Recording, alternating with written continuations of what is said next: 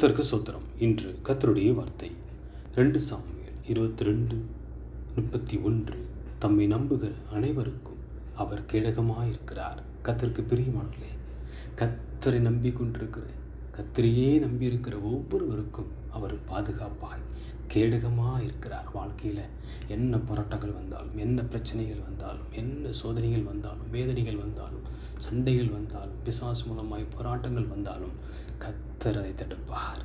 கேடகமாக இருந்து தடுத்து நம்மை பாதுகாத்து அரவணைத்து அன்பாய் அதிசயமாய் அற்புதமாய் நம் வாழ்க்கையை தேவன் நடத்துவார். நீதிமொழிகள் 30:5 வாசிக்கும்போது தம்மை அண்டியுள்ளவர்களுக்கு அவர் கேடகமாக இருக்கிறார் என்று வாசிக்கிறோம். கர்த்தருக்கு பிரியமானவர்களே, கர்த்தரை நம்பி அவரை அண்டி கொண்டு வாழுகிற ஒவ்வொருவருக்கும் அவர் கிருபை மிகுந்தவராய் கேடகமாய் எப்போதும் இருந்து கரங்களை பிடித்து வழி நடத்துவார்.